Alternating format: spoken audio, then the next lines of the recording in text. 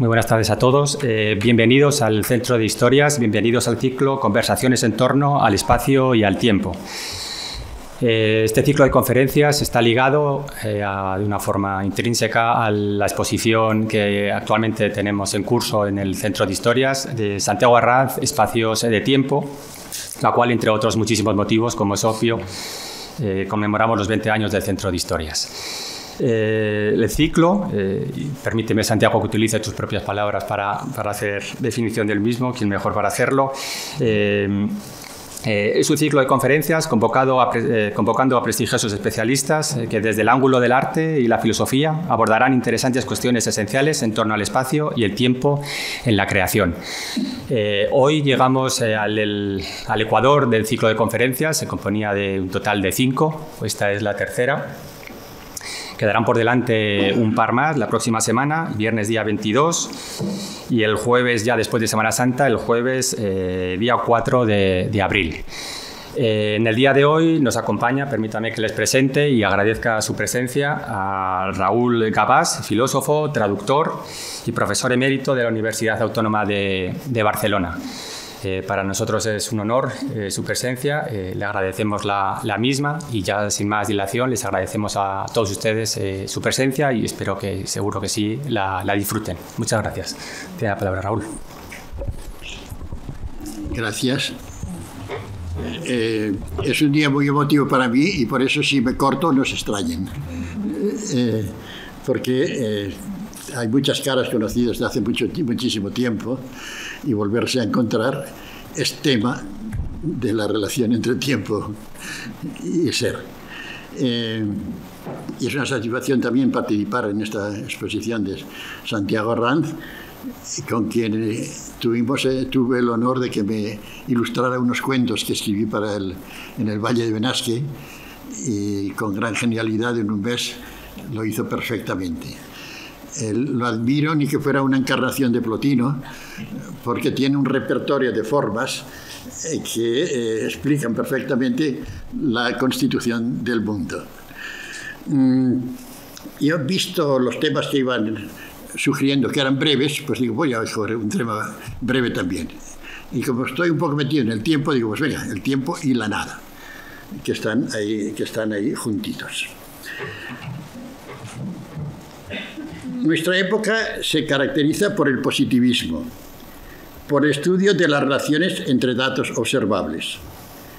Yo, en cambio, opino que lo que no es observable es muy superior a lo observable. Es decir, que el mundo de lo posible y de lo invisible es muy superior al mundo de los hechos que podemos observar. Y esto recurría a Bergson y diría que en el fondo la ciencia analiza un estrato posterior y secundario del alma íntima de lo que es. ¿En qué sentido digo que lo invisible es muy superior a lo visible? Bueno, lo posible es mucho más que lo real. En cualquier cosa que se realice viene la posibilidad detrás.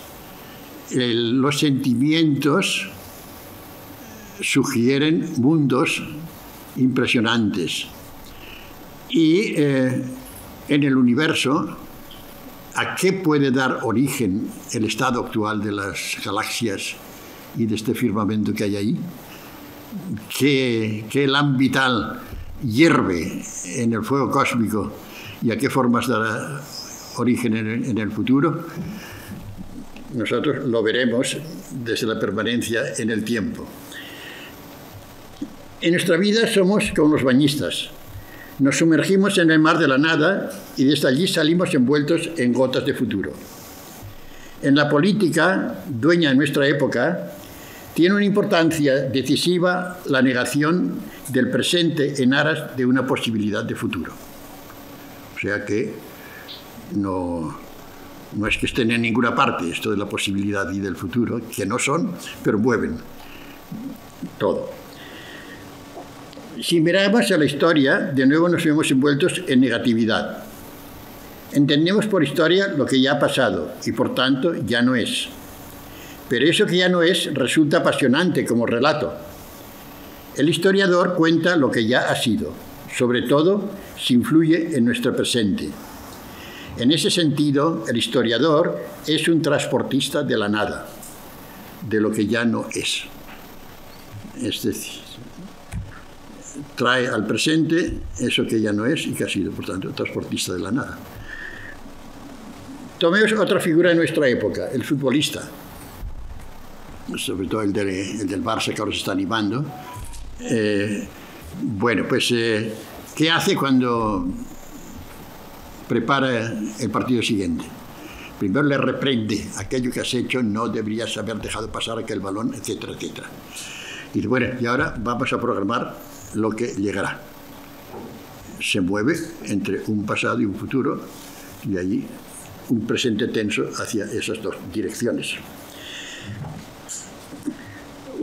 Otro espectáculo peculiar de nuestra época es la caravana de automóviles. Todos los jueves y martes voy a correr la carretera de las Aguas y espero al amigo que venga con el coche, y me pongo allá en el puente observando la caravana de automóviles. Y intuyo allá, pues, el conductor está recordando los restos de desayuno que ha dejado en casa, y por otra parte corre hacia una mitad lejana a ver cuánto me falta para llegar. O sea, es una constante transición. Y toda esa red de caravanas, aparte de la velocidad típica de nuestra época, porque si algo hacemos en nuestra época es perseguir los pies al tiempo. O sea, acelerarlo y conseguir el máximo cada vez en menor tiempo posible. Pero ese lanzamiento de los automovilistas que digo yo es hacia la nada, es hacia la preocupación. Bueno, es una anticipación de lo que van a hacer, una anticipación del trabajo, y desde el fondo de preocupación que es la vida. Es decir, nadamos en la nada. El móvil es hoy el arma más potente en la lucha contra la nada. La presencia constante de imágenes invita al encuentro con el vacío. Conectamos con todo lo habido y por haber, con tal de no sentirnos envueltos en la soledad de la nada.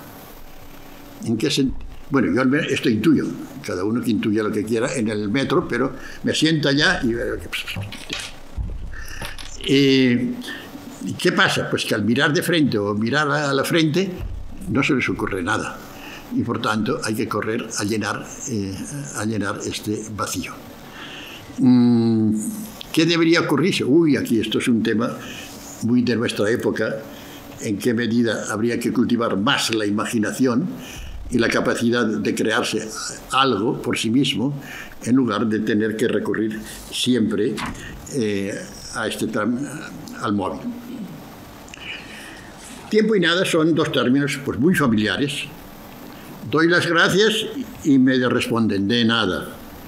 Nos quejamos de que el tiempo pasa y corre. A veces decimos que el tiempo está loco.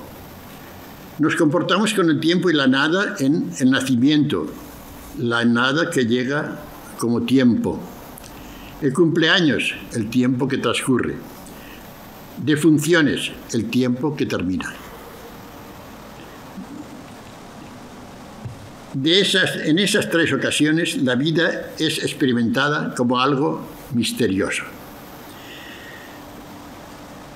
Y este algo misterioso se experimenta sobre todo en los cementerios. En Cerler, pueblo que tuvo el honor de concederme el nacimiento, había uno que se llenaba los bolsillos de piedras, y al pasar por el cementerio, ¡paf, paf!, las tiraba allá. Y yo me acuerdo mucho, del ballet Giselle, que Giselle, se enamora de dos, pero en primer lugar del conde, y el conde le dice a su contrincante que se quede con la muchacha, que él no la necesita, Entonces ella, despechada, y coge la espada del conde y se la clava y para en el cementerio. Entonces el conde va ya a reconciliarse con ella y todavía sale en medio de la noche hasta volverse a separar de ella. El ambiente es de cementerio. Los románticos, si algo buscaban, era el cementerio. ¿Y por qué nos da tanto miedo que nos encierran en el cementerio? No sé. Hay algo que se mueva ya, que se mueva ya invisiblemente, como si la nada existiera. Si la nada no existe, por lo menos existe el sentimiento de la nada, que nos aterra. Bueno, pues ahora quería hacer una primera digresión, el tiempo y la nada en la historia del pensamiento. Hay dos líneas en el occidente, que es la griega y la cristiana. Tenemos por aquí un profesor de historia antigua que antes ya mencionaba Parménides, y en un espacio muy breve de tiempo, prácticamente unos 50 años de distancia, el uno dijo, Parménides, el ser es y la nada no es, si lo que es, y fuera de esto no busques nada, y el otro, que es la redacción de la Biblia, unos 450 años antes de Cristo, sale la frase, el mundo fue creado de la nada. Si repasamos las mitologías antiguas, nos encontramos que las griegas siempre parten de un sustrato existente anteriormente. Por ejemplo, el mito pelasgo de la creación, pues dice que Eurínome estaba en el vacío y no sabía dónde posar, intentó volar hacia el sur y provocó un viento. Y de ese viento salió una serpiente. Entonces la serpiente se la quedó mirando y la deseó. Y luego se le enroscó y de ella salió el huevo del mundo. Y Eurínome le dijo a la serpiente que se enroscara en el huevo del mundo y lo fecundara y lo hiciera abrir. Y de ese huevo del mundo salió la realidad del universo, de lo que se fue haciendo todo lo demás. Es decir, no hay pura nada precedente, hay algo anterior. En Grecia, pues bueno, pues lo normal es que el origen sea la Tierra y Urano, un relato. Urano nació de la Tierra y Urano después la miraba y le envió tierra, agua fértil del Ebro para que rellenara todos sus huecos, y de allí fueron saliendo todas las especies y la creación. O sea, siempre un sustrato anterior de materia y no la simple nada. Bueno, pues se me ha ocurrido que hay en el arte occidental una plataforma cristiana de arte y otra griega. La cristiana va desde los principios, digamos, hasta el Renacimiento. Y después vuelve desde el romanticismo y el expresionismo. Y según estas dos líneas, hay dos acuñaciones de pensamiento, una que es la agustiniana heideggeriana y otra que es la kantiana hegeliana. Yo me fijaría más bien en lo de Hegel. Y vamos a repasar un poquitín esto, en qué manera es así. Bueno, la cristiana la formula San Agustín en las Confesiones. Yo voy a reducir a San Agustín a dos pensamientos muy sencillos, que son, pues, a ver, ¿el tiempo qué es? ¿El tiempo es lo que viene? ¿El futuro? No, esto no. ¿El pasado? Tampoco, porque ya no es. Entonces será el presente. Sí, pero el presente no se demora. El presente está en vías de correr a desaparecer. y si se demorara ya no sería presente, ya no sería tiempo. Entonces, el tiempo no es. Y si existe, ¿por qué existe? San Agustín se ancla en la eternidad. O sea, porque Dios da soporte al alma que experimenta el tiempo. ¿Qué pasa, San Agustín? El tiempo es tiempo del alma. ¿En qué sentido? Pues el ejemplo de lo más claro es si cantas una canción. Si fuera buen cantor, cantaría una. Pero cuando cantas una canción, ¿qué haces? Pues miras al futuro, digo, bueno, ¿qué me costará esto? Más o menos, quizás 10 minutos. Y vas mirando y de pronto dices, ups, ahora ya ha pasado de este texto tanto como queda de futuro y lo voy pasando por el presente. Entonces, ¿el tiempo qué es? Pues es una dilatación del alma hacia el futuro y hacia el pasado. Pero en sí mismo no es otra cosa que esto. Y por tanto, el tiempo en tanto existe en cuanto existe el alma. Y se necesita un soporte para esta alma. Y ese soporte en San Agustín es Dios. Y por eso cuando quiere mirar cuál es la realidad del tiempo, tiene que recurrir a la oración y decir, ay, sosténme, que si no, todo esto se me evapora. Por tanto, aquí tenemos que el tiempo es la nada y sale de la nada y tiende a la nada. Este es la base de... Bueno, y el soporte, ¿cuál es del tiempo? El más allá del tiempo, o sea, la eternidad. Sobre esta base se desarrolla el arte cristiano. Si miramos lo medieval, arriba agujas van y agujas vienen apuntando al cielo. Después, que el gótico no hay que decir que es un clamor constante de cielo. Después, si miramos la literatura medieval, como bien ha mostrado Denis de Ruytermann, todo es un clamor de más allá. Pongamos el caso de Tristán e Isolda. Tristán e Isolda, bueno, recuerdo brevemente, no pasa nada, aunque sepáis todo el argumento, pero no pasa nada por mencionarlo. Tristán va a buscar la novia del rey.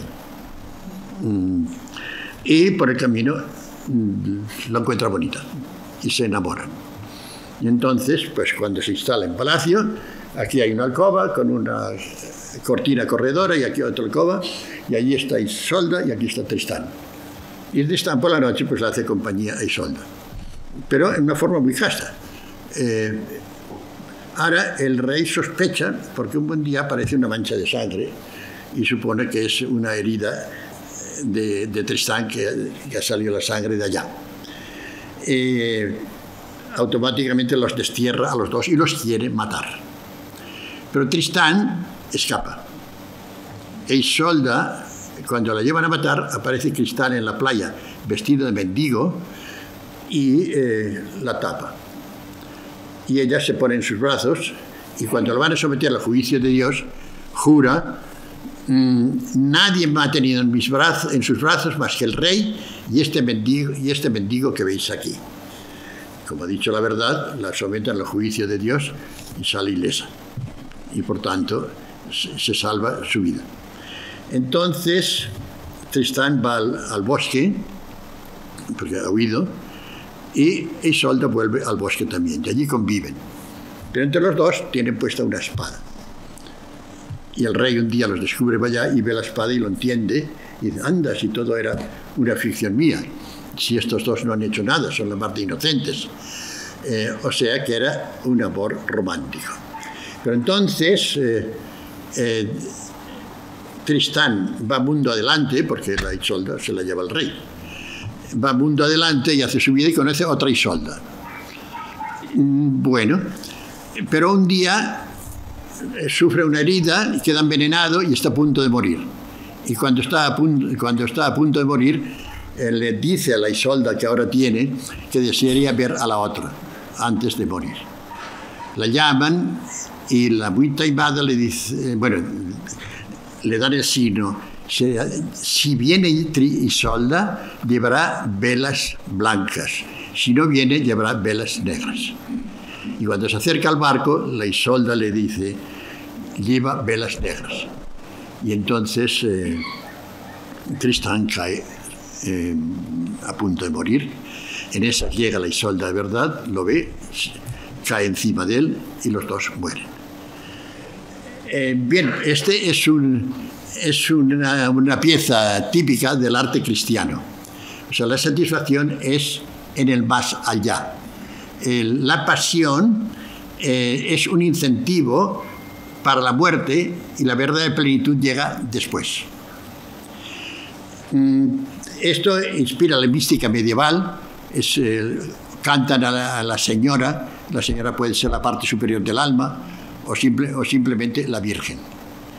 Bien, pues bueno, este es el ideario artístico que predomina durante la Edad Media, donde está como base la nada de fondo, la nada de la criatura, por tanto de buscar la realidad del más allá.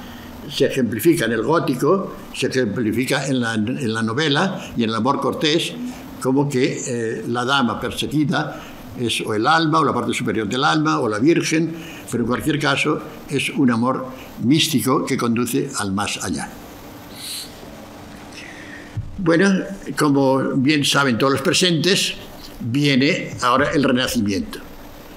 Y desde el Renacimiento hasta el Neoclásico, con excepción del Barroco y el Greco, es griego. Y griego significa no huida hacia el más allá, sino inmanencia de la forma en la materia. Y esta forma inmanente en la materia es la verdadera realidad del arte. Entonces, cualquier cosa que veáis, o una estatua griega, el templo griego, pues recordáis la perfección del cuerpo o la perfección de la forma del templo, figuras geométricas, armonía, proporción, por tanto, una naturaleza que descansa en sí misma.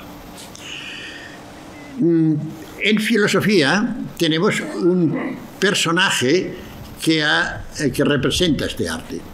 Podría citar a Kant también, pero yo prefiero aducir a Hegel. Hegel, yo diría, su concepción del arte es cercana al neoclasicismo, sí. O sea, está dentro del arte clásico. Y Hegel está en la línea de Newton, o sea, es posterior a Newton, cuando el espacio ya se ha hecho el receptáculo universal de todos los cuerpos. Porque bueno, antes de entrar en ningún otro filósofo, quiero que me digan qué ven cuando ven el espacio. Cuando miro el firmamento y aquellas constelaciones lejanas, sobre todo de un pico en el mes de agosto, yo tengo la visión de esta infinitud, de este espacio. Entonces, ¿esto es un puro vacío? ¿Es una pura tontería? ¿O es algo real? Para Hegel es algo real, que corresponde al absoluto. Porque el absoluto se entiende Dios. Dios en términos de Hegel. O sea, el Dios de Hegel es menos voluntarioso que el de la Biblia, más sometido a la razón, pero al fin y al cabo un principio universal que lo envuelve todo. Entonces, se intuye de dos maneras, como pasividad y como actividad. Al intuirse como espacio, se deposita ahí en lo que Newton había llamado sensorium Dei.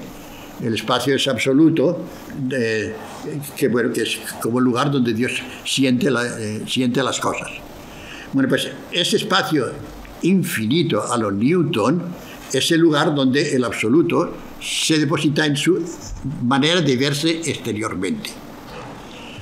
Y el espíritu este absoluto, cuando se ve dinámicamente, cuando vuelve hacia sí, pasa al tiempo, o sea, pasa al dinamismo. Hegel pone el ejemplo, dice, mira, tenemos esto que es el espacio, Aquí tenemos un punto, este reloj. En cuanto pongo el reloj fuera del espacio, ya he pasado al tiempo. He creado un movimiento del uno al otro. Pues entonces, el espacio y el tiempo, que son dos intuiciones, en Hegel son dos intuiciones del absoluto. Él se intuye primero como materia inerte, como simple quietud, y luego como dinamismo que pasa a sí mismo hasta entenderse en su propia interioridad. Por tanto, aquí tenemos la meta del espíritu que descansa en sí. Y descansa en sí cuando ha recorrido y superado la plenitud de las formas. Digo que este es un ejemplo válido de arte neoclásico y, por tanto, de la inyección que implica Grecia dentro de Europa. Pero yo creo que predomina en Europa más bien lo cristiano, o sea que lo griego es de más corta duración. Bueno, corríjanme cuanto quieran los expertos en arte, ¿no? Pero yo me atrevo a lanzar esta idea. Bien, a partir de el neoclásico, en el que he ubicado Hegel, viene un momento de expansión de lo que diríamos el tiempo cristiano. ¿Cómo llega esto? Bueno, pues primero el romanticismo. El romanticismo crea la idea de una naturaleza que no es meramente espacial, sino una naturaleza amenazadora, terrible, donde fácilmente te pierdes, unas olas inmensas capaz de tragarte, o sea, una naturaleza inhóspita, donde algo como un monstruo habla detrás. Diríamos, es la nada que amenaza allí detrás. Desde el romanticismo, después pasamos al expresionismo. En el expresionismo tenemos, en general, se entiende como cultivo de la inquietud. Tenemos a Dostoyevsky, que habla de lo terrible en el hombre, de lo amenazador, de lo monstruoso. Y luego vienen los pintores, estos expresionistas. Concretamente, Munch, el grito, la nada, el grito de Munch, bueno, recuerdo, es una naturaleza que se retuerce en sí misma y que continúa en una figura retorcida de líneas y que suelta ese grito como de angustia frente a la naturaleza. Bien, Kandinsky elabora el valor interno de los colores y pone dos exponentes de nada, la nada nadeante y la nada prometedora. O sea, la nada blanca es la nada a punto de comenzar. Y en eso recuerdo la nieve, cuando tienes ganas de trazar alguna cosa y dices, pero da la impresión de cuánta posibilidad, cuánto arroyo, cuánta fuente está viviendo aquí, y todo esto está a punto de explotar. En cambio, la nada negra es al final del día la que ya no admite creatividad. Bien, entonces en el arte hay una gran afluencia de inquietud y vivencia de la negatividad. Para mí, este es el contexto en el que se sitúa el gran pensador del tiempo, que ha sido Heidegger, del tiempo y la nada. De hecho, pues cuando quieres poner la obra de arte, recurre a los zapatos de un expresionista. No impresionista, pero que tira expresionista. Porque Van Gogh me parece que está en los impresionistas, pero muy retorcida su línea que podría pasar tranquilamente a los otros. Entonces, a ver si logro expresar brevemente lo que viene a decir Heidegger sobre la nada. A ver, cosas que vivimos nosotros con toda naturalidad.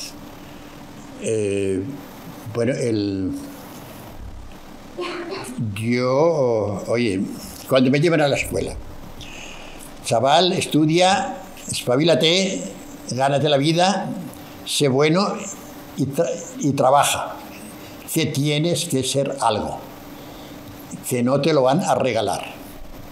O sea, está detrás la preocupación. Miro a lo que tengo que ser, y eso es la posibilidad. O sea, la existencia del hombre está claro que es una proyección hacia la posibilidad. Y la posibilidad no es.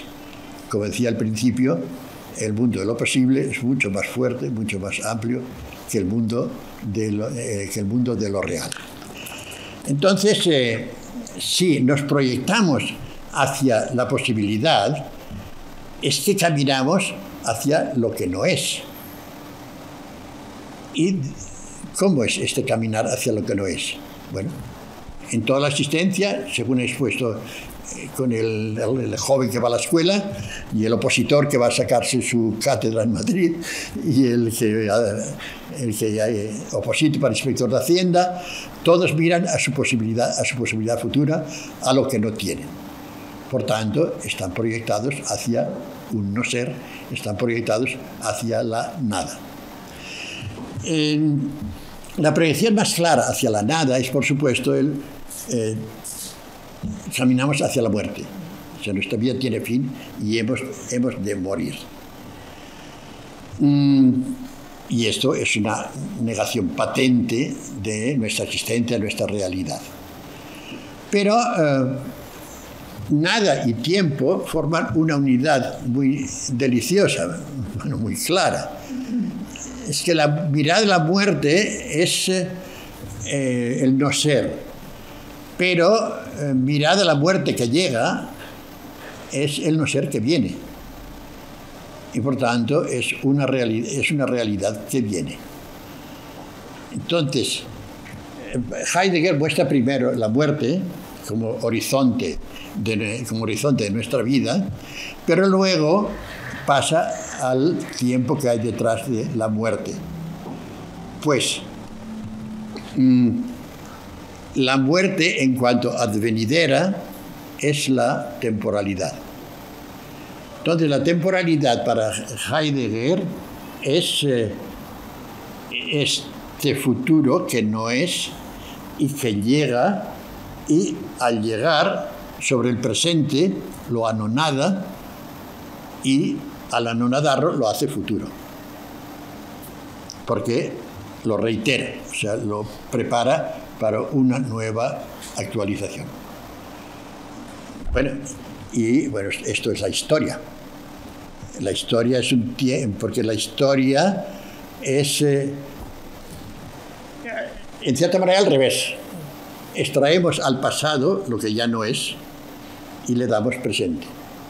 Y en esto Santiago Arranz, en toda la exposición, nos lleva hacia ahí a través de la historia a través de toda la historia de las formas, y les da nueva presencia, les da actualidad.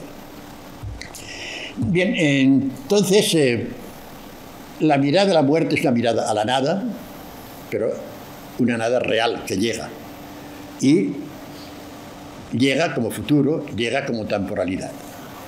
Entonces, para Heidegger, la verdadera realidad es el tiempo que llega, y el tiempo llega con este poder anonadante.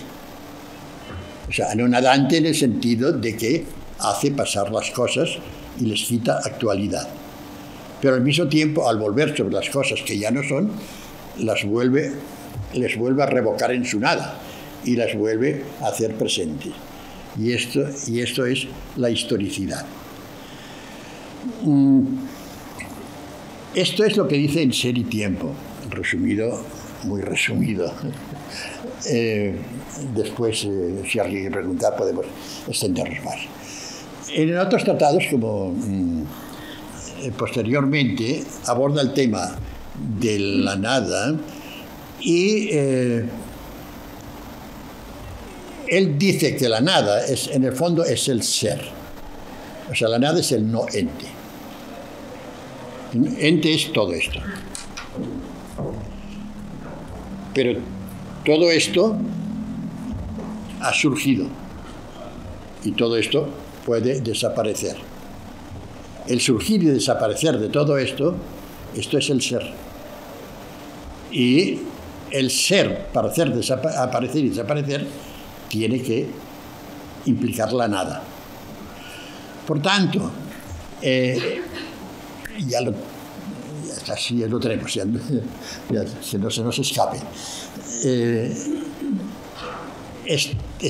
Son cómplices el ser y la nada. El ser conduce a la creación de entidad, pero conduce trayéndola a la desocultación. Y para eso necesita la ayuda de la nada.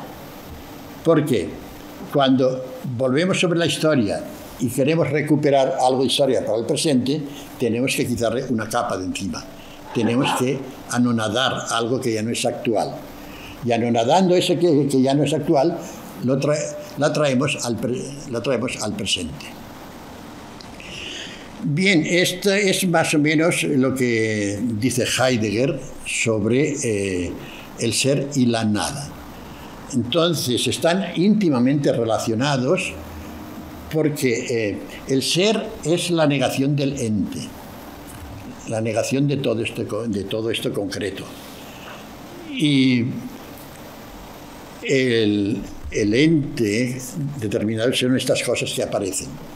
Pero en el subsuelo de esto que aparece está la acción de la nada, que en el fondo es el verdadero ser, lo que crea el fondo desde el cual nace todo. Ahora forman una unidad, no están separados el ser y la nada, pero la nada sobrenada al ente, o sea, no está atado a él y por eso genera una constante historicidad. Vamos solo por convención, de Heidegger procede Sartre con su famosa obra El ser y la nada, pero ahí le da un poco la vuelta y la nada es el hombre y el ser es lo que hay fuera del hombre. Entonces el hombre tiene una capacidad anonadante, o sea, introduce la negatividad en la creación. Entonces todo esto ha generado amplia literatura, la literatura existencialista, que no puede decirse que se ha pasado todavía, y es una constante presencia de la nada. Entonces, diréis, ahora explícanos tú un poco a tu manera y cómo lo ves esto del ser y la nada.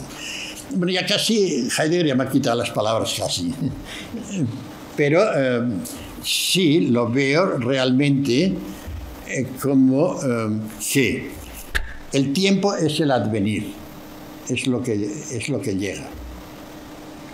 Pero lo que llega no puede llegar si no es poniendo su sello, poniendo su impronta.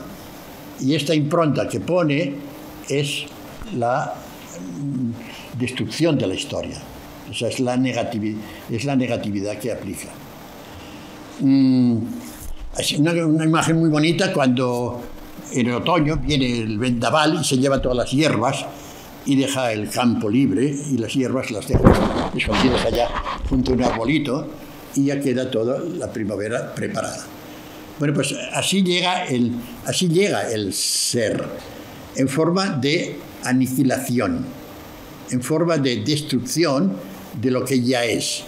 Y esta destrucción es precisamente el germen de lo que va a venir. Por tanto, van juntitos y van inseparables, con la fuerza destructora y la fuerza creadora. Si me preguntarais si tengo todavía algún filósofo que me atraiga en este punto, más que los expuestos, casi mencionaría a Bergson. Porque, bueno, es bonito porque el devenir creador esto se intuye bien. O sea, diríamos, ¿qué somos nosotros? Somos el cosmos, pero el cosmos es un vendaval de energía.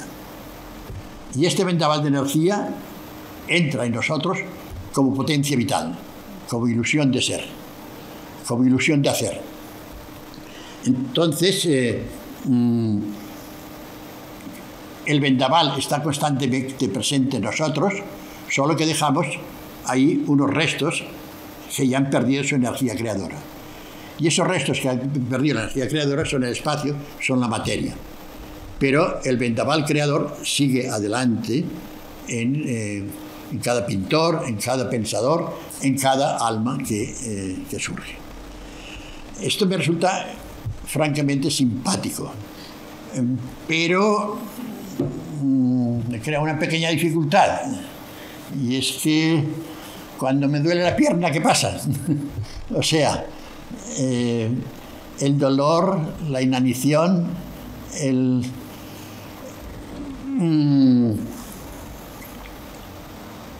bueno,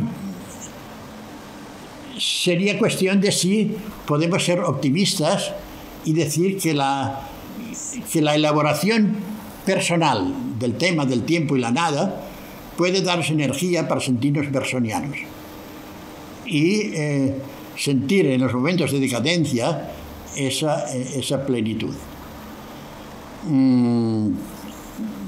Seguramente es mucho pedir. Por esto, entre Bergson y Heidegger, casi habría que conceder un poco de ventaja a Heidegger, porque lo negativo está ahí. Ahora, en medio de lo negativo viene siempre la creación. Y la vejez, cuando ya Bergson hay que dejarlo en la mesilla, porque ya no nos sirve su entusiasmo. Entonces hay algún medio de inyectar vida, optimismo al ser humano. Bueno, yo hago el experimento con personas que me rodean o así, y siempre recurro a esto, a procurar inyectar, poner en la vida a la persona que decae. Y normalmente se deja arrastrar. En este sentido, claro, yo encuentro muy bonito la idea cristiana de la resurrección. Pues la idea cristiana de la resurrección es todo el recuerdo que vuelve a la vida. Bueno, yo no sé ahora si con inteligencias artificiales por ahí revolverán todo y harán que se pueda actualizar nuestra vida y proyectar una película en el futuro. Dentro de 200 años aparecemos allá y nos echan en películas. No sé si esto sería posible, pero en ese caso pues serían dentro de la línea de la resurrección cristiana, es decir, el recuerdo que vuelve a la vida.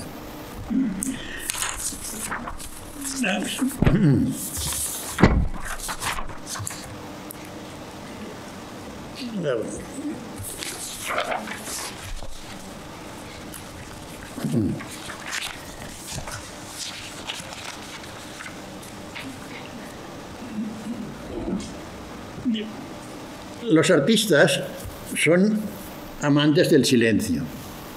Acostumbran a tener su estudio para que nada los distraiga. Evitan el ruido, a la espera de que suene el timbre de lo invisible.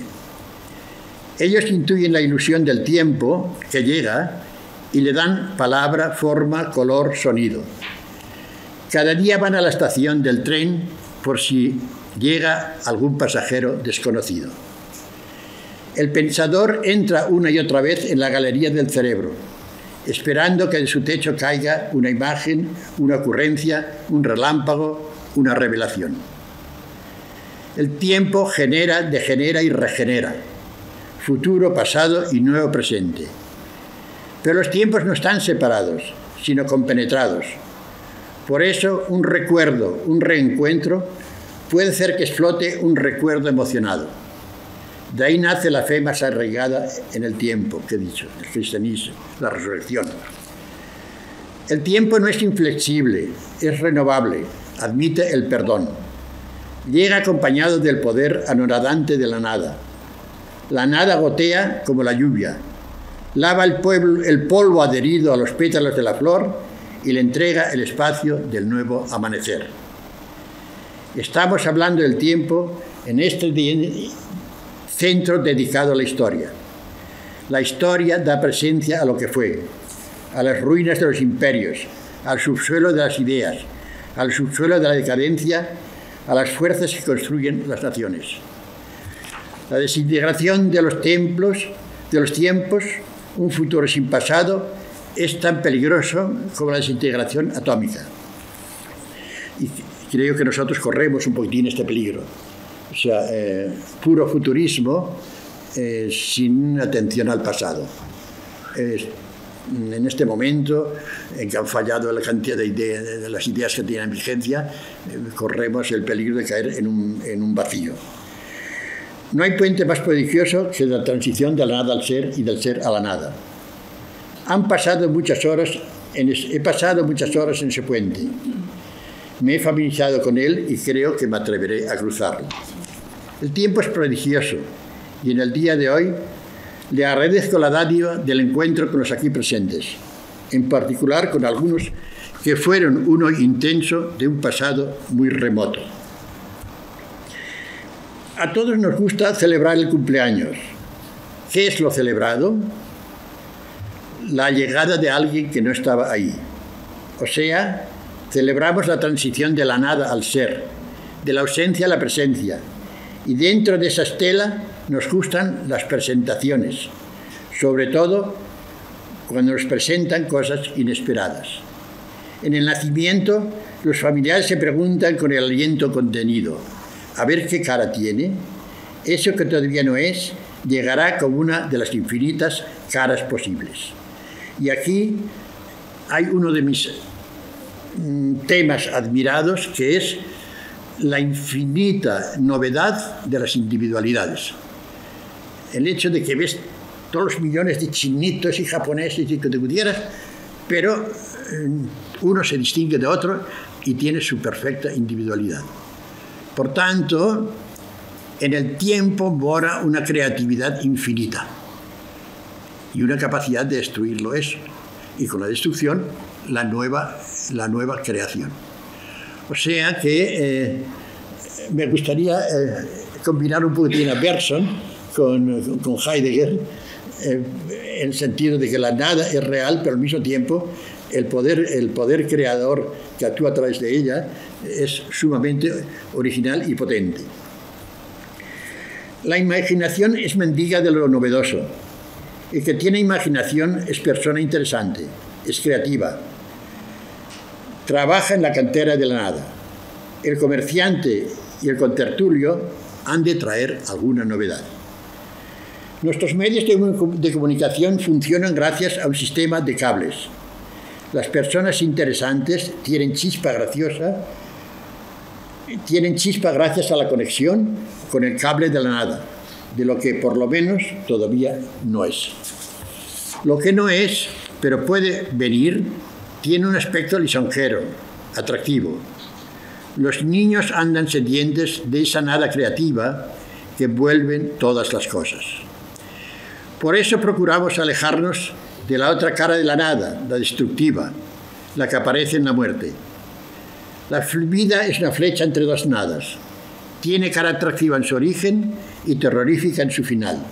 Sin embargo, es costumbre bastante generalizada la de llevar flores a los sepulcros.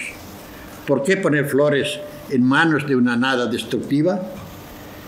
Las flores están allí como símbolo del recuerdo naciente. La nada prenatal desemboca en el nacimiento. La nada mortal engendra la vida histórica, conduce al nacimiento del recuerdo.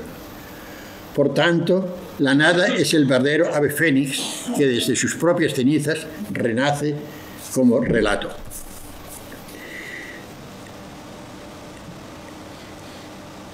Ahora dos o tres aplicaciones del mismo tema. Uno sería la idea de que la conversación es lo más interesante que podemos tener. Y la conversación es rebuscar todo, o sea, todo está escondido y diríamos, está en el olvido, está en la nada, y sin embargo es un proceso de temporalización en que lo vas extrayendo todo y aquello podría no tener fin. Bueno, pues en la conversación está precisamente la totalidad de las cosas en su relación recíproca, pero no un texto escrito, sino, volviendo a leer el principio, lo posible es mucho más fuerte que lo real, toda la enorme combinación que se puede hacer con aquellos textos y con aquellas palabras. Y de ahí sale veladas y jornadas y semanas y años, etcétera, etcétera. Voy a dedicar un pensamiento al poder y el tiempo. El poder es una rebelión contra la nada, contra el paso del tiempo. Organiza las fuerzas de la época en una configuración resistente. Un caso extremo es la guerra. En ese caso, lo negativo del tiempo explota como un volcán destructivo. Y bueno, y no quiero recordar que estamos rodeados de armas atómicas, tenemos una guerra en marcha y Dios sabe. O sea, a través del armamento, la nada está en acción. Pero los pueblos que se sienten atrasados en el tiempo sueñan con la innovación. La libertad es la defensa del tiempo propio. Es la posibilidad de desplegar el propio tiempo. En la construcción de la propia individualidad, interesan las fuerzas físicas, los instintos y intervienen las fuerzas físicas, los instintos y las pasiones. Así se alza el auriga, la libertad, dominando los recuerdos, dominando las riendas de los caballos. La propia historia es la unión de tiempo y pasión. Y aquí quisiera un minuto de reflexión. O sea, este tiempo que pasa como nada se encuentra en nosotros con la naturaleza dotada de pasiones, de instintos, etcétera, etcétera. ¿Cómo se comporta el tiempo con esto? Por ejemplo, pues una manera de tiempo es el despliegue de los dramas. Y los dramas que son, pues, a través de la vida de este señor, se han desarrollado estas fuerzas que había aquí dentro. Aquí, claro, otra vez un pellizco de Bergson. O sea, diríamos como el resto del ámbito vital de fuerza creadora que hay aquí dentro está ahí como una fuerza demorada, pero a la expectativa de que tú la busques y vuelva a lanzarse a la acción. En cualquier caso, pensadlo como queráis pensarlo, pero qué duda cabe que mi carácter, mi energía, mis fuerzas están ahí a la expectativa de que el tiempo las configure. Y sí, mis pasiones son un lobo que está esperando el tiempo que las configure.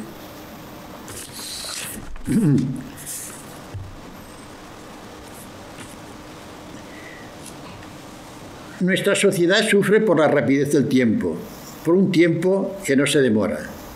Por ejemplo, apenas se generan costumbres. El tiempo está vinculado a la biología más que a la inteligencia, como muy bien entendió Bergson. Habría que preguntar seriamente si la envoltura tecnológica favorece el despliegue de la propia historia. No está en nuestras manos paralizar la inmensa ingeniería, de toda la ciencia, pero son muy de desear iniciativas como la de este centro, que tienden a potenciar el impulso vital que llega con el tiempo. En su paso, arrasa todas las máquinas, las envejece. O sea que por potentes que aparezcan las máquinas, acaban envejeciendo y el tiempo las vence. El tiempo es el hogar de nuestra vida. Cuando nos damos cuenta de que fluye, cuando recordamos, la vida adquiere profundidad e interés. Muchas veces al día miramos al reloj. Yo he pretendido elevar la atención hacia la brisa del manantial temporal que sopla cada mañana en nosotros.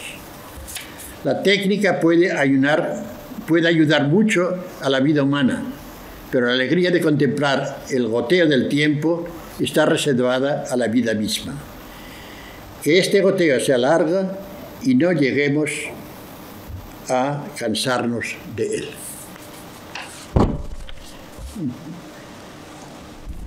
Bueno, pues parece que ya ha pasado la horita. Muchas